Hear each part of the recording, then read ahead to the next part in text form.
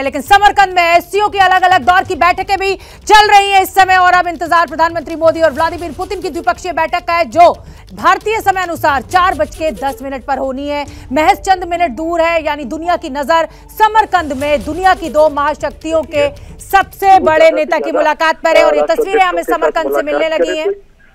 बड़ी खबर इस समय की, जो अहम मुद्दे हैं, जो प्रणय का मैं रुख करूंगी। Breaking news Pranay.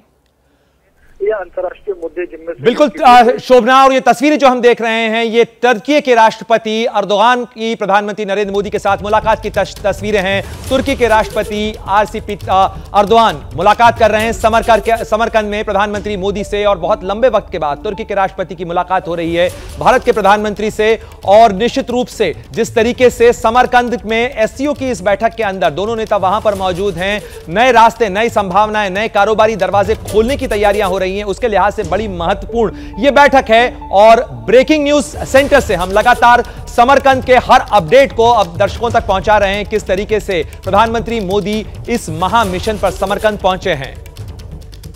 तो बड़ी खबर प्रणय देते हुए, तुर्की के राष्ट्राध्यक्ष अर्दोगान के साथ इस समय मुलाकात चल रही है प्रधानमंत्री नरेंद्र मोदी की। ये तस्वीरें उसी की, तुर्की के राष्ट्रपति अर्दोगान जिनसे मुलाकात की। और हम आपको बता दें, तमाम जो SCO के मंच पर वर्ल्ड लीडर्स एकत्रित हुए हैं वो एक दूसरे के साथ मुलाकात कर रहे हैं। और अब से कुछ देर बाद जो सबसे अहम मुलाकात समरकंद में होनी है वो भारत के प्रधानमंत्री नरेंद्र मोदी और राष्ट्रपति व्लादिमीर पुतिन के बीच होनी है। अमेरिका की नजर है इस बैठक के ऊपर कि आज यहां से क्या संदेश देने की कोशिश दोनों देशों के द्वारा की जाएगी।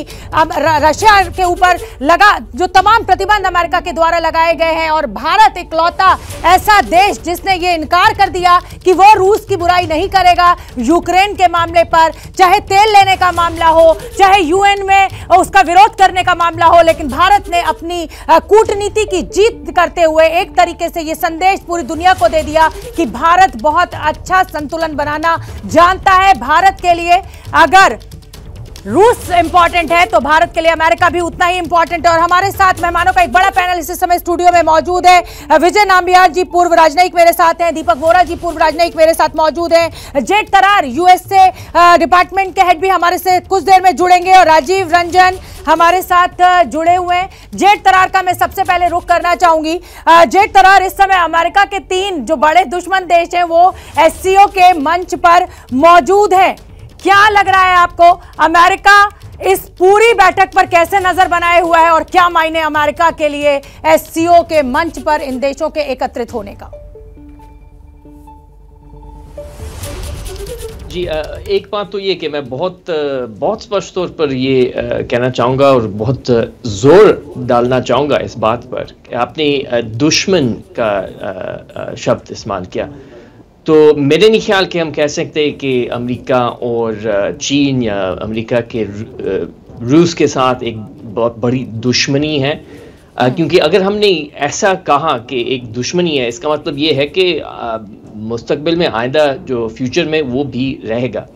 जबकि जो हकीकत है, जो रियलिटी है कि हम जो व्लादिमीर पुतिन के हाथों से देख रहे हैं यूक्रेन में, वो हमें गलत लग रहा है। वो सिर्फ हम नहीं, यूरोप, पूरी यूरोप इस बात पे जुड़ी हुई है। और मेरे ख्याल में ये एक कॉमन सेंस की बात है कि आप किसी पड़ोसी देश पर बिला वजह हमला और कब्जा नहीं कर सकते। तो पहली बात तो ये है। जहाँ तक चीन है, मैं भी आपके नेटवर्क के साथ ये बहुत दफ़ा कह चुका हूँ कि राष्ट्रपति बाइडेन ये सोचते हैं कि हमने अपना ताल्लुकात चीन के साथ बहुत सोच समझकर संभालना है।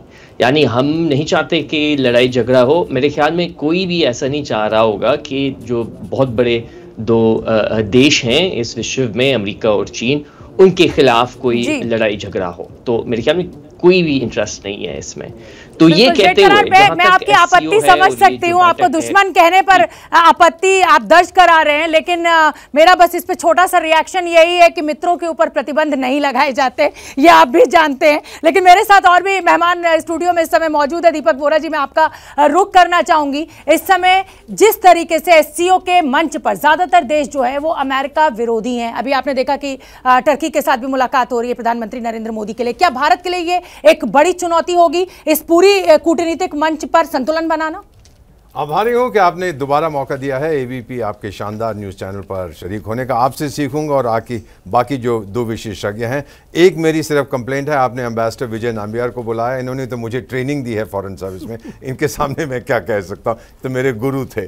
आपने जो अभी प्रश्न उठाया है कि एंटी अमेरिकन जो एक तरह से ग्रुपिंग बन रही है, हमारे प्राइम मिनिस्टर ने बिल्कुल स्पष्ट कर दिया है अपने एड्रेस में कि हम जियो पॉलिटिक्स में इंटरेस्टेड नहीं है, कौन किसका दुश्मन है कौन किसका दोस्त है, जियो इकोनॉमिक्स में हमारा इंटरेस्ट है। जो बातें उन्होंने कही हैं कि सप्लाई चेन रेजिलियंस होनी चाहिए, उन्होंने हेल्थ के बारे में बात की है, उन्होंने कनेक्टिविटी के बारे में बात की, एनर्जी के बारे में बात की, एवरीथिंग इज जियो इकोनॉमिक। तो भारत ने जो कर्टन रेजर एक तरह से किया है, क्योंकि अब हम चेयरमैन बनेंगे, प्रेसिडेंट बनेंगे शंघाई कोऑपरेशन ऑर्गेनाइजेशन के, ये याद रखते हुए कि ये एक चाइना सेंट्रिक संस्था है, नाम है शंघाई कोऑपरेशन ऑर्गेनाइजेशन। और बहुत जल्दी मैं बता देता हूं कि 1990s और अर्ली 2000s में जब इसकी स्थापना हो रही थी, सोवियत संघ टूट चुका था, सोवियत संघ के 5 स्थान मुस्लिम देश सबसे कम डेवलप्ड थे, तो चीन वहां पर घुस गया, लोमड़ी घुस गई कि हम मुर्गियां बैठी हैं उनको खा जाऊं, यही हम देख रहे हैं। ठीक है नाम्बियार साहब, मैं आपका रुख करना चाहूंगी। इस समय समरकंद में कूटनीति की जो बिसात बिछी हुई है, उसमें सिर्फ भारत ही एक इकलौता देश है जो अमेरिका का मित्र है। अभिषेक उपाध्याय का मैं रुख करूंगी। अभिषेक उपाध्याय हमारे साथ जुड़ रहे हैं समरकंद से। बताइए अभिषेक, इस समय का क्या अपडेट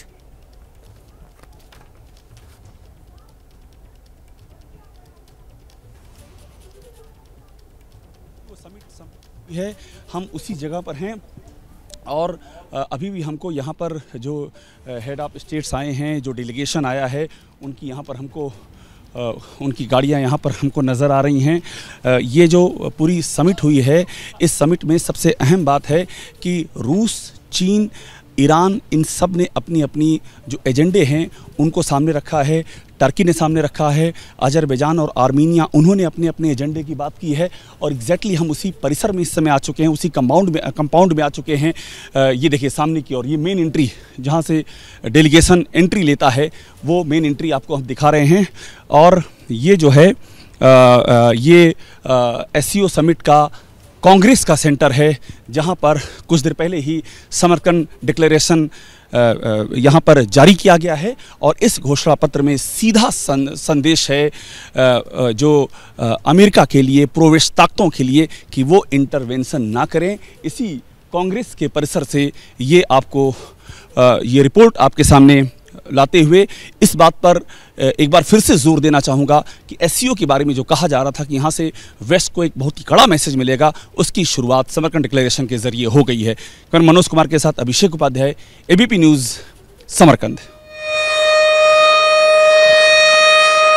और सीधे अब आपको लिए चलते हैं ब्रेकिंग न्यूज के साथ में कि प्रधानमंत्री मोदी और रूस के राष्ट्रपति व्लादिमीर पुतिन की मुलाकात किसी भी वक्त हो सकती है। वक्त हो चुका है और यह सायरन और घंटी बज रही है उस मुलाकात को लेकर, क्योंकि कुछ ही मिनटों बाद प्रधानमंत्री मोदी मिलेंगे रूस के राष्ट्रपति व्लादिमीर पुतिन के साथ और एक स्पेशल प्रिविलेज स्ट्रेटेजिक पार्टनरशिप, ये नाम देते हैं दोनों देश अपनी इस मुलाकात को। और पुतिन से पहले अर्दोगान से प्रधानमंत्री मोदी की मुलाकात हुई है, उस तुर्की के राष्ट्रपति अर्दोगान से जिन अर्दोगान ने हथियार देने का फैसला किया, वो बायरक्तार ड्रोन दे रहा है पाकिस्तान को। उस अर्दोगान के साथ में प्रधानमंत्री मोदी की मुलाकात समरकंद में। सीधे शोभना के पास चलते हैं। शोभना के साथ जो मेहमान मौजूद हैं, जो हमारे गेस्ट मौजूद हैं, उनसे जानेंगे कि आखिर क्या इसके मायने हैं। Shobhana, over to you.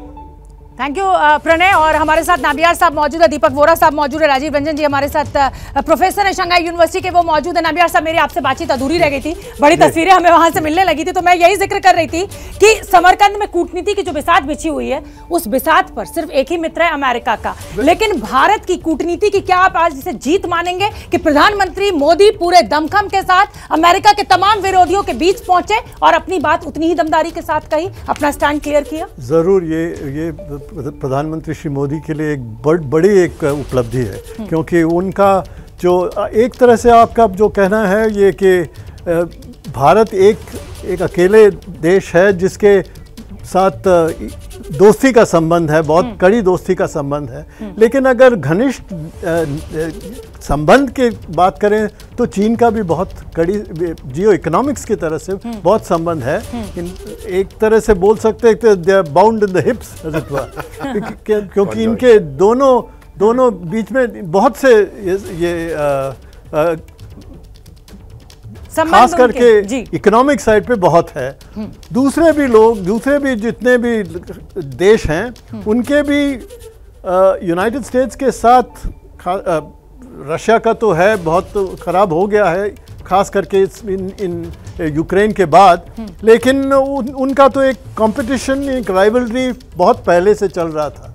और सेंट्रल एशिया के जो देश हैं उनके भी थोड़े खास इस साल पिछले कुछ साल में उतना संबंध उतने अच्छे नहीं थे, लेकिन उनका भी एक तरह से स्ट्रेटेजिक अटेंशन है। बिल्कुल ठीक है, मतलब कुल मिलाकर इसे भारतीय कूटनीति की प्रधानमंत्री नरेंद्र मोदी की बड़ी जीत मानी जाएगी कि एक अच्छा सामंजस्य रूस और अमेरिका के बीच संबंधों के चलते बनाया गया। जैसे ही घड़ी का काटा दोपहर 2:30 पे आए, बबीता जी का दिल सास बहू साजिश के लिए मचल जाए।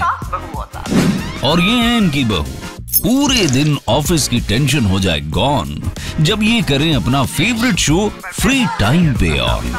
इनकी तरह आप भी देखिए अपना फेवरेट शो अपने टाइम पर और डाउनलोड कीजिए एबीपी लाइव ऐप अपने स्मार्ट टीवी पर।